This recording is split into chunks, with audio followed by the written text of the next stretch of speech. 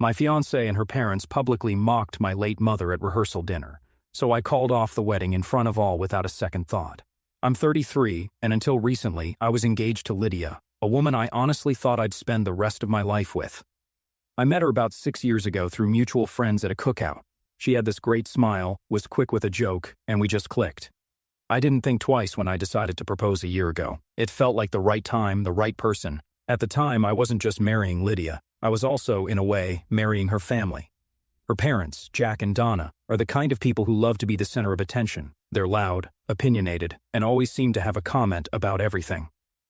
At first, I thought it was just their personality, but over time, I started seeing how their entitlement bled into everything they did. Before we dive into what went down, let me talk about my mom. Her name was Patricia, and she was, hands down, the best person I've ever known. She passed away 2 years ago after battling cancer for 3 brutal years. Watching her fight that disease and still find ways to put other people first was humbling. She taught me so much about kindness, generosity, and standing up for what's right. My mom wasn't just my rock, she was a lifeline for a lot of people. She had this way of stepping in and helping people without making them feel embarrassed or indebted, like she'd just quietly do what needed to be done. That included Lydia's family. Jack and Donna owe so much to her, but you wouldn't know it by how they talk about her now. Back when I first introduced Lydia to my mom, it went well enough. My mom liked Lydia, she told me so, and Lydia seemed polite. But as things got more serious, it became obvious that Lydia didn't really get along with my mom. It wasn't anything dramatic, just small comments here and there, like how Lydia would call my mom overly involved or a little too eager to help. It rubbed me the wrong way, but I figured it was just nerves or Lydia trying to adjust to being part of a new family. The thing is, my mom did a lot for Lydia's family. Years ago, when their restaurant was on the verge of shutting down, my mom co-signed a loan to help them out. No one else would take that risk, but my mom believed in them. She even helped them organize their finances and put together a plan to make the business profitable again, and it worked. The restaurant survived, and Jack and Donna were able to keep their livelihood. But it didn't stop there. When their restaurant's industrial oven broke down, they didn't have the money to replace it. My mom paid for it outright because she didn't want them to lose business. She never asked for the money back, even though she could have used it for her own medical bills later on. That's just who she was. Then there was Lydia's older brother, Ryan. He was struggling to finish college because he couldn't afford tuition for his last semester. My mom stepped in and covered the cost so he wouldn't have to drop out. She said, "Education is one thing no one can take away from you." It wasn't just money she gave, it was time and energy. She spent hours helping Lydia's family with everything from bookkeeping advice to babysitting Ryan's kids so he could focus on studying. And let me tell you, not once did Jack, Donna, or Ryan ever thank her properly. Sure, they said thanks in passing, but there was no real acknowledgement of what she'd done for them. My mom never cared about that, though. She wasn't in it for the recognition, she just wanted to help people. When my mom passed away, I was devastated. She was my world, and losing her felt like a piece of me was gone forever. Lydia was there for me during the worst of it, or at least I thought she was. Looking back, I realize a lot of her support was more about doing the bare minimum. She'd say things like, "You need to move on, or your mom wouldn't want you to be stuck in grief." Which, yeah, maybe was true, but it didn't feel comforting. It felt dismissive. Leading up to the wedding, I started noticing more red flags. Lydia was weirdly dismissive anytime I brought up my mom in conversations about the ceremony. For example, I wanted to include a small tribute to my mom during the vows, and Lydia just brushed it off, saying, "Isn't that going to make people sad? Weddings are supposed to be happy." I let it slide because I didn't want to start a fight. But little things like that kept piling up. Then there were the comments from Jack and Donna. They had this way of talking down to me, like they thought Lydia was marrying beneath her. Jack once joked about how Lydia was upgrading her life by marrying someone from a simpler background. Donna would say things like, "Well, we all make sacrifices for love," as if Lydia was doing me a favor by agreeing to marry me. It stung, but I kept my mouth shut for Lydia's sake. Looking back now, I wish I'd spoken up sooner. Maybe I could have saved myself some heartache, but I kept telling myself that once the wedding was over and the dust settled, things would get better. I couldn't have been more wrong. So, fast forward to about a month before the wedding. That's when things really started to unravel. Like I said earlier, Lydia's parents, Jack and Donna, offered to host the rehearsal dinner at this fancy restaurant they had ties to. At first, I thought it was a nice gesture. I figured maybe they were trying to smooth over all the little snide comments and awkward moments we'd had during the wedding planning. I even told myself, maybe this is their way of stepping up and showing some class. Now, a little context about this dinner. Lydia's parents didn't just offer to host it, they made a big show of how generous they were being. Donna kept bringing it up in conversations like, oh, we've put so much effort into making this rehearsal dinner perfect. It's going to be the talk of the town. Jack, of course, chimed in every chance he got, reminding me and everyone else that the restaurant was one of the best in the area and how we were lucky they were able to secure it. The whole thing started to feel less like a gift and more like an ego boost for them. But whatever, I was focused on making the wedding happen, so I let them take the reins on the rehearsal dinner. Big mistake.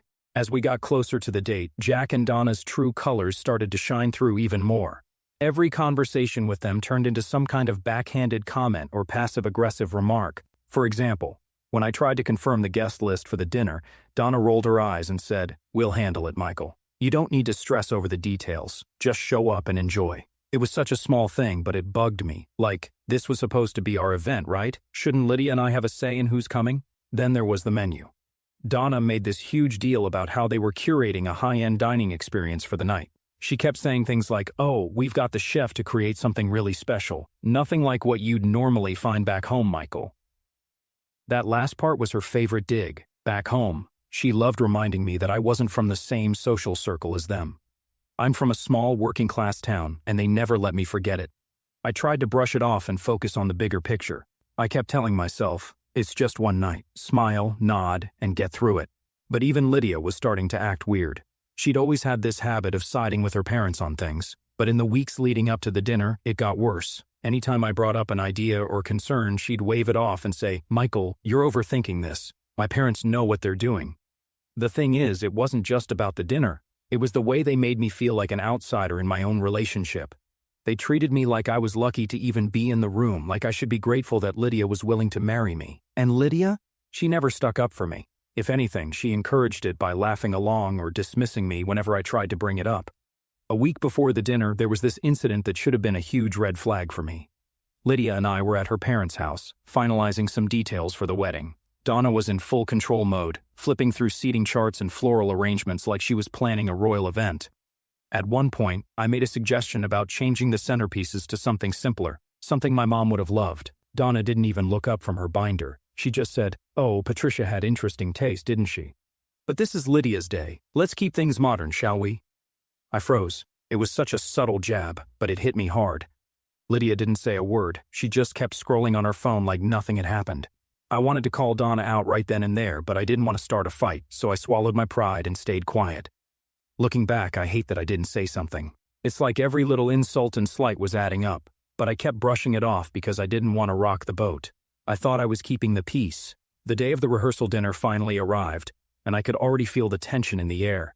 Lydia and I drove to the restaurant together, and I tried to make small talk to lighten the mood. She was quiet, though, scrolling through her phone and barely responding. When I asked if she was excited, she just shrugged and said, it's just a dinner, Michael. Don't stress. Just a dinner, right? When we got to the restaurant, Jack and Donna were already there, acting like they owned the place. Jack was standing by the entrance, shaking hands with guests as they arrived, while Donna was busy giving instructions to the staff. The whole thing felt more like a corporate event than a family gathering. The restaurant itself was over-the-top fancy, white tablecloths, chandeliers, the whole 9 yards. It was the kind of place that screams, look how important we are, and honestly, it just made me feel more out of place. As the guests trickled in, I started noticing something weird. Most of the people there were from Lydia's side of the family. There were maybe 3 or 4 people from my side, my dad, my sister, and a couple of close friends and relatives. Everyone else was either a relative of Lydia's or one of her parents' business associates. It was like they'd turned the rehearsal dinner into a networking event. I pulled Lydia aside and asked her what was going on. Why aren't more of my family here? I said. She gave me this exasperated look and said, Michael, your family's small. My parents had to fill the room somehow. It's not a big deal. Not a big deal. That was her answer for everything. I bit my tongue and went back to mingling, but I couldn't shake the feeling that this dinner wasn't about us. It was about Jack and Donna showing off. They'd hijacked what was supposed to be a celebration of our relationship and turned it into their own personal spectacle. After everyone had eaten, the real show started. The speeches. Jack was the first one up, of course. He grabbed the mic like he was giving a keynote address at a conference, not talking about his daughter's wedding. He cleared his throat and started with, welcome everyone. Tonight is about celebrating the union of 2 families, our Lydia and, of course, Michael. He said my name like it left a bad taste in his mouth. I was sitting there, trying to stay calm, but every word out of his mouth was a thinly veiled insult. He started talking about how proud he was of Lydia and how she's always been the star of the family. She's always known what she wanted in life and gone after it, and now she's marrying someone who'll keep her grounded. He smirked when he said that, and I swear a couple of people chuckled. I just stared at him, wondering if I'd heard him right. Then he launched into this story about how Lydia was always a high achiever, even as a kid, and how it was a good thing she had their guidance to stay on the right track. At one point he said, "You know, we've always taught Lydia to aim high, and while Michael might not be what we envisioned at first," he trailed off, letting the sentence hang like it was supposed to be funny. I could feel my dad and sister glaring at him from across the table. Next up was Donna. She strutted to the mic like she was about to accept an award. Her speech started off okay. She talked about how much she loved Lydia and how excited she was for the wedding. But then she started making these little digs about me. She talked about how Lydia was the perfect daughter who deserved the best in life and said, "It's a good thing she's patient because she's taught Michael so much already." I almost choked on my water. What had Lydia taught me? How to bite my tongue while her parents insulted me every chance they got. Then Donna turned to me and said, "Oh, so we're so happy to welcome you into the family, Michael. It'll be nice to finally have someone who doesn't mind getting their hands dirty, right?" She laughed, and a few of her relatives joined in. I glanced at Lydia, hoping she'd step in or at least look uncomfortable, but she was smiling along with them. And just when I thought it couldn't get worse, Jack got back up to the mic. He clinked his glass and said, "One last thing before we wrap this up. I just want to acknowledge someone who's no longer with us but played a big role in shaping who Michael is, his mom, Patricia." For a split second, I thought he might actually say something kind, but no. Instead, he said, "Patricia was one of a kind. She had a habit of inserting herself into situations, didn't she? Always had an opinion about how things should be done." He laughed, and Donna chimed in, "Oh, she definitely had strong opinions. Remember how she always insisted on helping us even when we didn't ask?" I couldn't believe what I was hearing. They were talking about my mom like she was some nosy neighbor. Jack wasn't done.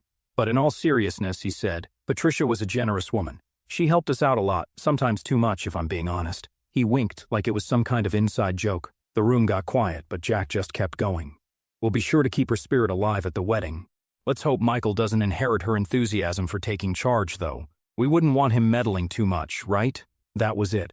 I felt my face get hot, and my fists clenched under the table. I glanced at Lydia, waiting for her to say something, anything, to shut them down. But she just laughed and said, "Oh, Dad, stop," like it was all harmless fun. Harmless fun? They were mocking my mom's memory in front of a room full of people, and Lydia thought it was funny. I couldn't believe it. The worst part was that Jack and Donna acted like they were being charming. They had this smug look on their faces, like they thought everyone was laughing with them. But when I looked around the room, I could see that wasn't the case. When Jack finally sat down, the tension in the room was so thick you could cut it with a knife. The clinking of forks and glasses started again, as people awkwardly tried to move on from the train wreck of a speech. Lydia leaned over and whispered, "Are you okay?" Her tone was casual, like she was asking if I wanted more water, not if I was seething with rage.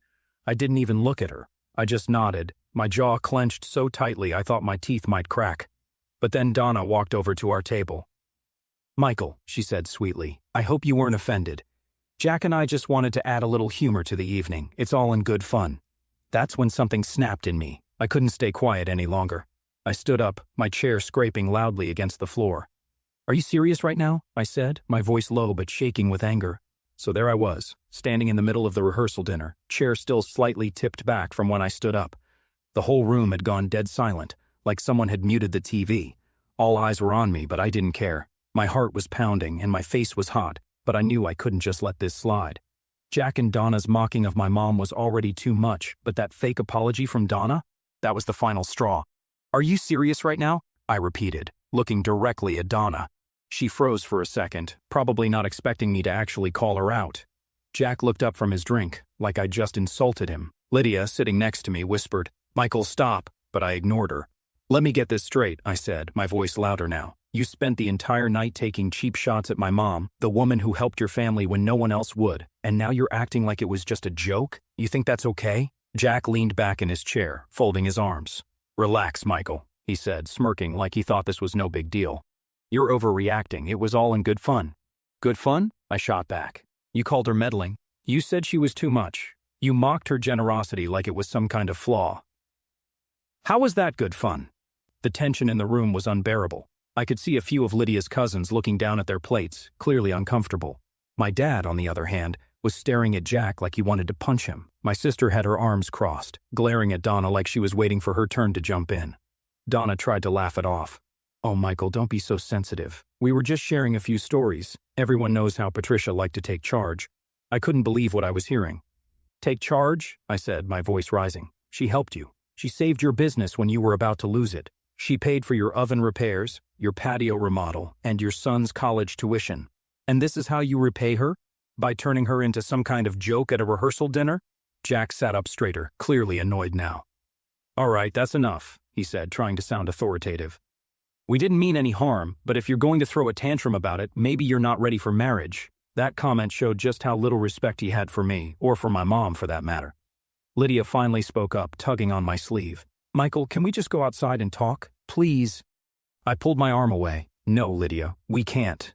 Not until your parents understand how disrespectful they've been." Donna sighed dramatically, like she was the victim in all this. "Michael, this is supposed to be a happy occasion. You're ruining the evening for everyone." "I'm ruining the evening?" I said, my voice shaking with anger. "No, Donna, you ruined it the second you decided to trash my mom in front of everyone. And Lydia, you just sat there and let it happen." Lydia's face turned red. "I didn't know they were going to say all that," she said defensively. "But you laughed," I shot back. "You laughed at every single insult. You didn't even try to stop them." At this point, the whispers in the room started picking up. People were leaning over to each other, murmuring about the scene unfolding in front of them. I could feel the weight of their stares, but I didn't care. This wasn't about them, this was about standing up for my mom. Jack stood up, clearly fed up. "All right, Michael, if you're so offended, maybe you should leave," he said, pointing toward the door. For a moment I considered it. I thought about just walking out, leaving them to their perfect little dinner. But then I looked around the room, at my dad, my sister, my few friends who had come to support me. They were all watching, waiting to see what I'd do, and I realized I wasn't going to let Jack and Donna get away with it. Not this time. "No," I said firmly. "I'm not leaving. Not until you understand what you've done." Jack opened his mouth to respond, but I cut him off. "You act like my mom was some overbearing busybody, but without her you wouldn't even have this restaurant connection. She didn't do any of that because she wanted recognition or praise. She did it because she cared. And now you're sitting here trashing her memory like it's some kind of punchline. That's not just disrespectful, it's disgusting." The room went completely silent again. Even Jack looked taken aback, like he didn't know how to respond. Donna opened her mouth, but no words came out. Lydia just sat there, staring at the table, her face a mix of embarrassment and anger. Finally, Jack muttered, "We didn't mean it like that." "It doesn't matter how you meant it," I said. "What matters is how it came across. You don't get to rewrite who my mom was just because it suits your narrative. She deserved better than that. And honestly, so do I." With that, I stepped back from the table and grabbed my coat. "You want me to leave? Fine, but don't expect me to come back." My dad stood up immediately, ready to follow me out. My sister grabbed her purse and shot one last glare at Donna before joining us. A couple of my friends stood up too, looking unsure but supportive. Lydia called after me, "Michael, wait!" But I didn't stop. I walked out of that restaurant, my head held high, even though my heart was pounding in my chest. Outside, my dad put a hand on my shoulder. "You did the right thing," he said. "Your mom would be proud." I nodded, but I didn't feel proud. I felt angry and betrayed. And I realized something. If she couldn't stand up for me or for my mom, then maybe she wasn't the person I thought she was. Part of me thought I'd done the right thing by walking out, but the other part of me couldn't shake the feeling that it wasn't enough. If I left things as they were, Lydia and her family would just spin the story to make me the bad guy. They'd frame it as me being too sensitive or overreacting. No, I couldn't let that happen. This wasn't just about me, it was about my mom, her memory, and what I stood for. I took a deep breath and turned to my dad. "I need to go back in there," I said. "What?" my sister blurted out. "Why? You don't owe them anything." "I know," I said, looking at her, "but I'm not leaving this unfinished. I need to make it clear to Lydia, to her parents, to everyone, that I'm done for good." My dad hesitated, then nodded. "If that's what you need to do, we'll back you up." "No," I said, shaking my head. "This is something I have to do on my own." My sister looked like she wanted to argue, but she held her tongue. I turned and walked back toward the restaurant. My stomach was in knots, but my mind was clear. I wasn't walking back in there to cause a scene. I was walking back in there to end things once and for all. People were whispering to each other, stealing glances at the door as I walked back in. Lydia was still sitting at the table, her face pale and her eyes wide. When she saw me, she stood up. "Michael," she said, "what are you doing?" I ignored her question and walked straight to the front of the room where Jack and Donna were still seated, looking far too pleased with themselves. Jack raised an eyebrow as I approached, clearly not expecting me to come back. Donna gave me that same fake sweet smile she'd been using all night. "Back so soon?" Jack said, his tone dripping with sarcasm. I didn't bother responding to him. Instead, I turned to face the entire room. "Excuse me, everyone," I said, loud enough for the whole room to hear. The murmuring stopped instantly, and all eyes were on me again. My heart was pounding, but I kept my voice steady. "I have something I need to say." I glanced at Lydia, who was now standing frozen by the table, her hands clasped tightly in front of her. "I know this isn't the time or place anyone expected for this, but after what's happened tonight, I don't see any reason to wait." I took a deep breath and continued. "This wedding is off." The room erupted. Gasps, murmurs, and the scraping of chairs filled the air as people turned to each other. Lydia's jaw dropped, and her hands flew to her mouth. "Michael, no," she whispered, but I held up a hand to stop her. The room was dead silent now. Even the waitstaff had stopped moving, standing frozen in the corners of the room. I turned back to the rest of the guests. "This isn't just about tonight," I said. "This is about the kind of family I'd be marrying into, a family that doesn't respect me, doesn't respect my mom, and doesn't respect the values I was raised with. I can't, and I won't, spend the rest of my life being treated like this." Jack finally found his voice. "You're making a big mistake, kid," he said, his tone dripping with condescension. "You're throwing away a good thing over nothing." I laughed bitterly. "Nothing? You think disrespecting my mom is nothing? You think treating me like I'm less than is nothing?" "No, Jack. The mistake would be going through with this wedding and tying myself to a family that doesn't deserve me." Donna looked like she was about to cry. Or maybe she was just embarrassed that their little show had backfired. "Michael," she said, her voice shaky, "let's not make decisions in the heat of the moment. We can talk about this tomorrow when everyone's had a chance to cool down." "No," I said firmly. "We're not talking about this tomorrow or ever. This is done." I turned to Lydia one last time. Her face was streaked with tears, and she looked like she didn't know whether to scream or beg. I walked back toward the door, my footsteps echoing in the silent room. As I reached for the handle, I heard Lydia call after me one last time. "Michael, please don't do this."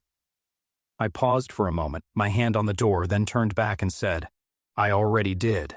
Walking out of that restaurant felt like ripping off a Band-Aid.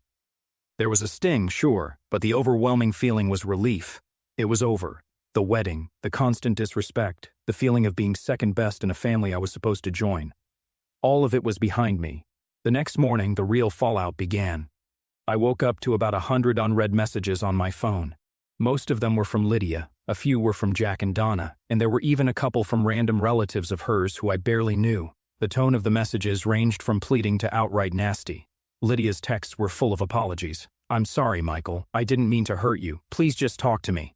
Jack's were more aggressive. "You embarrassed us in front of everyone. You'll regret this." "And Donna?" She tried to play the victim. "I can't believe you do this to Lydia. She didn't deserve this." I ignored all of them. By mid-afternoon, Lydia showed up at my apartment. I knew it was coming. I'd been bracing for it all day, but that didn't make it any easier. When I opened the door, she looked like she hadn't slept. Her eyes were red, and her face was blotchy from crying. She was still wearing the dress from the night before, like she'd gone straight home and cried herself to sleep. "Michael," she said softly, her voice shaking, "can we please talk?" I crossed my arms and leaned against the doorframe. "What's there to talk about, Lydia? I made myself pretty clear last night." She flinched, like I'd slapped her, but she didn't back down. "I know you're angry, and you have every right to be," she said, "but we can fix this. We can work through it." I shook my head. "You don't get it, do you? This isn't something we can just work through."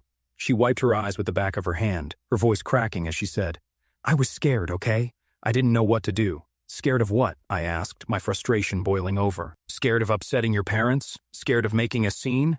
She didn't have an answer. She just stood there, crying, while I stared at her, waiting for something, anything, that would make me believe she actually understood what she'd done. But nothing came. Her eyes widened, and she took a step closer.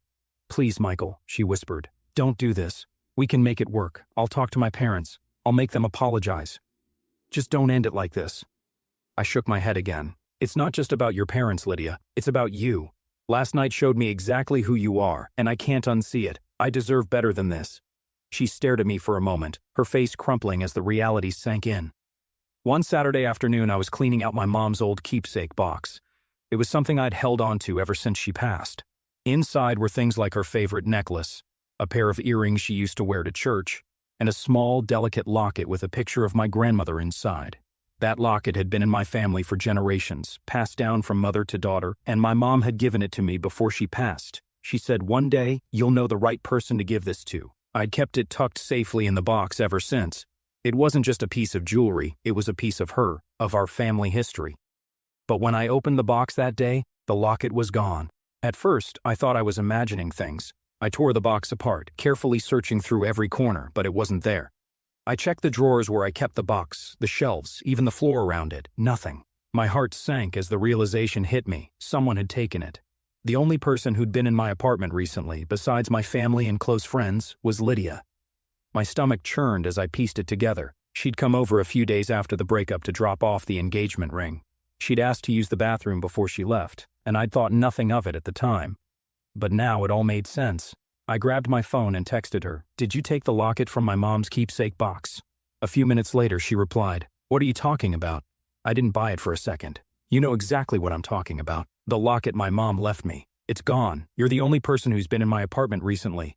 Did you take it?" She didn't respond right away, but when she did, her message made my blood boil. "I borrowed it because I wanted to keep a piece of her with me. I thought it would help me feel closer to you." Borrowed? She borrowed it without asking, without even telling me. I couldn't believe the audacity. I called her immediately. When she picked up, she sounded defensive, like she was the victim in all of this. "Michael, it's not a big deal," she said. "I was going to give it back." "Not a big deal?" I snapped. "That locket has been in my family for generations. It's not some trinket you can just take because you feel like it. How could you even think that was okay?" "I just wanted to feel connected to you," she said, her voice trembling like she was trying to play the sympathy card. "I didn't think you'd notice." "Of course I'd notice," I shouted. "It's my mom's. And the fact that you didn't think to ask me first makes it even worse." She started crying at that point, but I wasn't in the mood to comfort her. "Where is it?" I demanded. "It's at my parents' house," she admitted through sobs. "I didn't want to lose it, so I left it there for safekeeping. That was the last straw."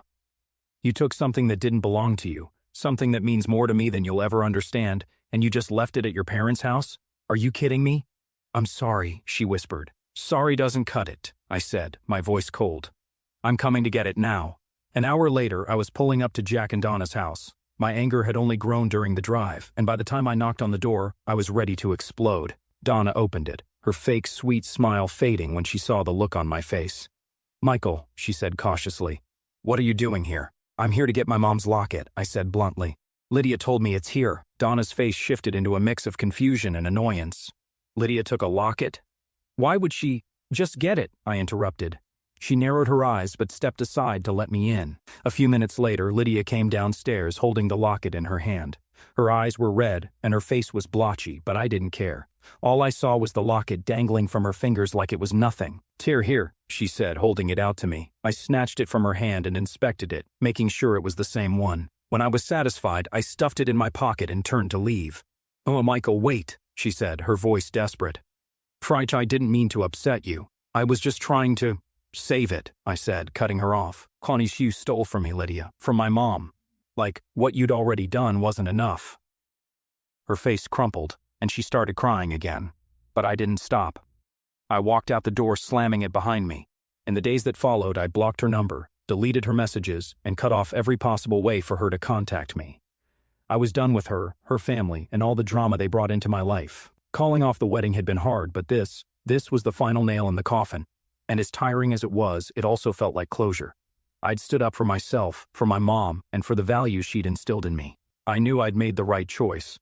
And for the first time in a long time, I felt at peace. And right now, I'm chasing a big goal.